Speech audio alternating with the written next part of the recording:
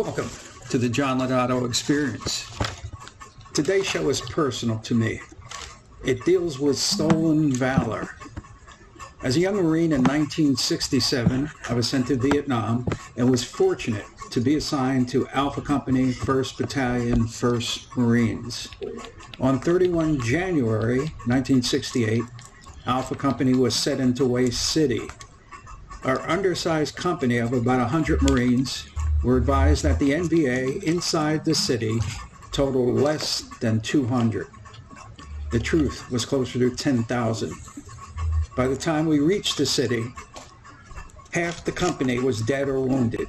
It was the longest continuous battle of the Vietnam War.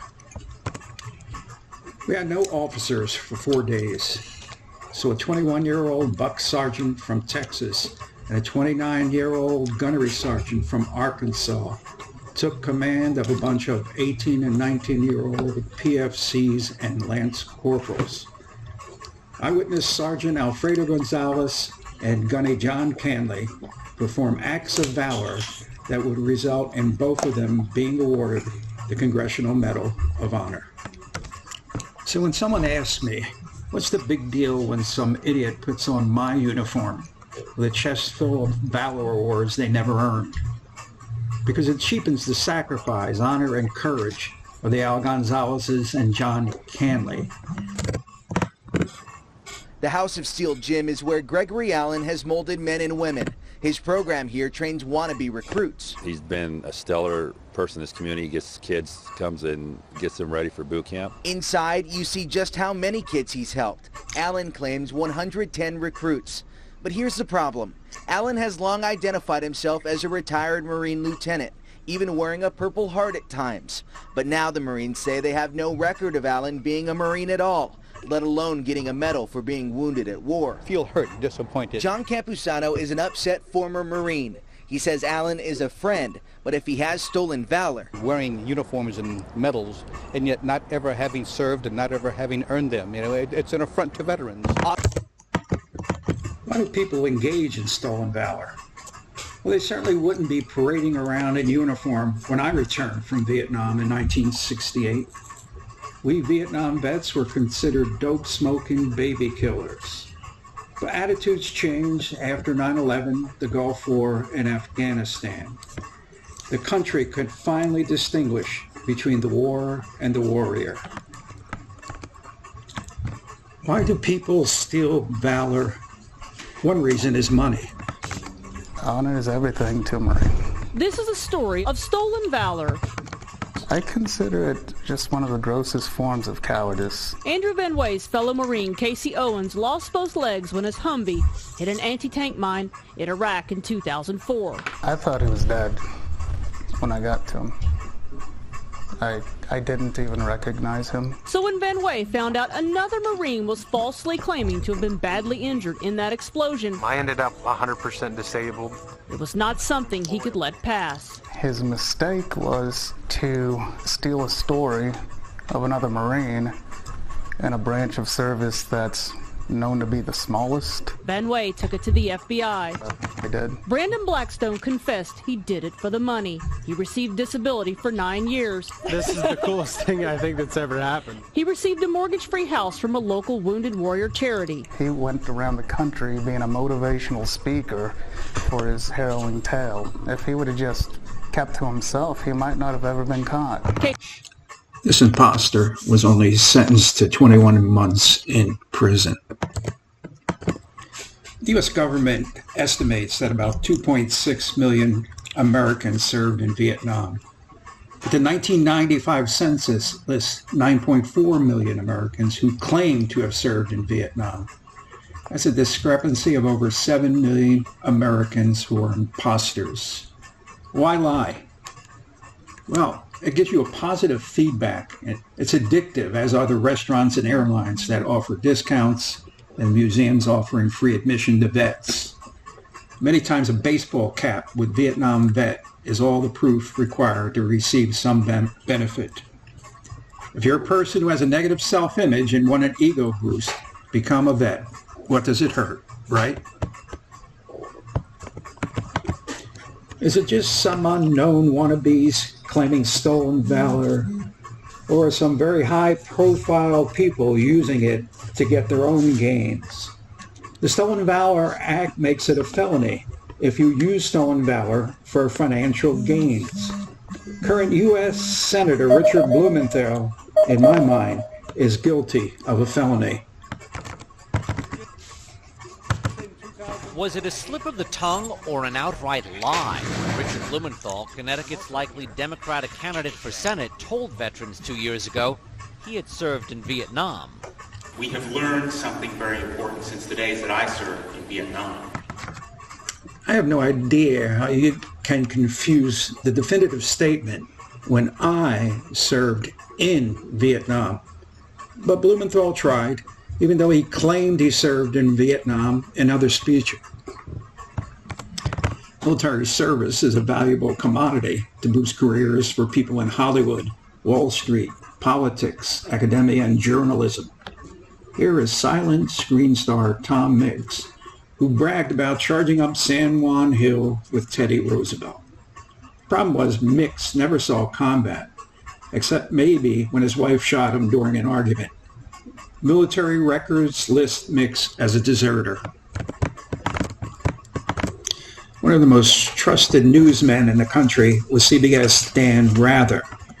Rather insisted on many occasions that he had signed up for the Marines twice. The truth is that Rather signed up with the Marines once, but couldn't make it through boot camp. He was unable to do the physical activity and was discharged less than 4 months later for being medically unfit. The photo of Rather on the left is taken at boot camp a few weeks before you graduate. Just how rampant is stolen valor? Well, the FBI reports that for every one Navy SEAL, there are 300 imposters. One of the most blatant cases of stolen valor was perpetrated by a cute, innocent-looking blonde by the name of Sarah Kavanaugh. Sarah was so convincing that she was elected commander of VFW post, where she told war stories about pulling fellow Marines out of burning Humvees and receiving the Purple Heart and Bronze Star with a V for valor. Local woman arrested on charges after falsely claiming she served in the U.S. Marine Corps. Sarah Kavanaugh appeared in court this morning after being arrested by federal officials. According to court documents, she's facing multiple charges, including fraudulently altering or forging a military discharge certificate, claiming military medals to which she was not entitled, and using fake patient documents to obtain financial support from nonprofit organizations. She was employed as a social worker at the Providence VA Medical Center. Our next imposter may not rise to the level of Sarah Kavanaugh, but he's in uniform collecting money for a veterans charity. All right, so it's a beautiful Sunday afternoon in Tampa, Florida. There's this jackhole over here that I pulled up and talked to for a minute. Doesn't have his veteran's ID. No self-respecting veteran be wearing his uniform with an ROTC patch and some of the other stuff you're going to go see. So we're going to have a quick conversation with him. Follow me. You're in the Army? Why are you wearing an ROTC patch? You're out here begging for money wearing an Army soldier uniform? You're not a veteran? Yes, I am. No, you're a piece of shit is what you are. Show me your veteran's ID card. Show me your veteran's ID card. I don't have one, sir. Well, then take off my uniform. Yes, sir. Yes, sir. Yes, sir, right now. Don't walk out in traffic and hit my car. You take that uniform off. Yes, sir. For the right of your existence on this planet, you take my uniform off. Yes, sir. You got the balls to stand out here? We got military people coming in and out this base every day. Sir. That takes balls.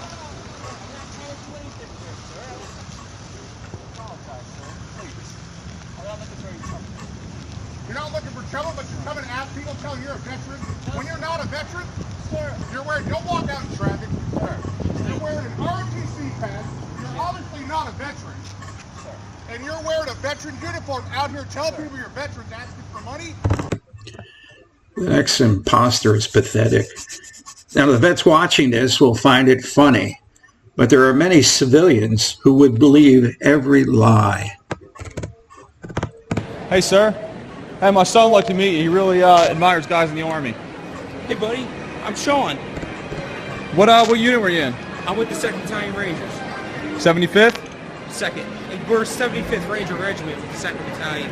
What's your MOS? My MOS is 11 Bravo. All right. I'm what's called Attack 1. All I do is I go out on missions. Where'd you get your 3 CIBs at? Afghanistan. All 3? All 3. You know you need to be in 3 different campaigns to get 3 CIBs, right? This one was from Afghanistan. Okay. That's from Iraq. Okay. And that was for my 2nd rotation back to Afghanistan. You know, no matter how many you do, you can only get 1. For Iraq, Afghanistan, all 3, you can only get them. You know that, right? My campaign took me outside of mission lines from Afghanistan. That doesn't make any sense. And you're in 2nd Bat Rangers? Yep. There it is. Where's your combat patch at? I gave it to a little kid again. All right, why's your flag so low on your shoulder? It should be up here. Got me on that one, bud. Why are your boots are all on blast too? Because I literally just got home. From where? From Fort Lewis. Fort Lewis? Is that where the Rangers are? That's where we're stationed.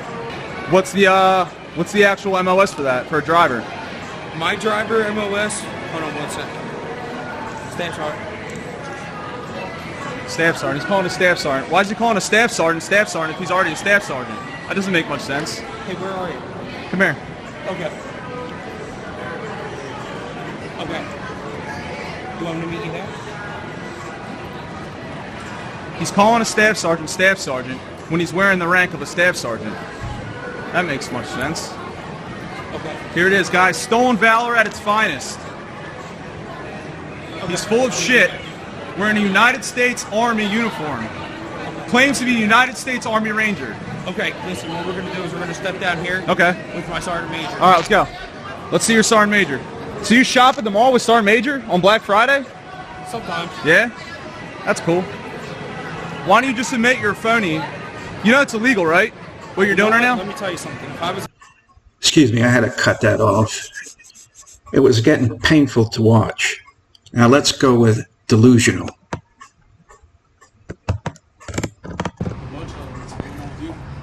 Nothing much. Hey, how you doing? No, I'm doing great. Yeah. Hey, thanks for your service, man. Yeah, no problem. Yeah. So you got your dog there. You're in the Army, or? Yeah, I'm in the Army. Yeah. Full time. Full time? Full time.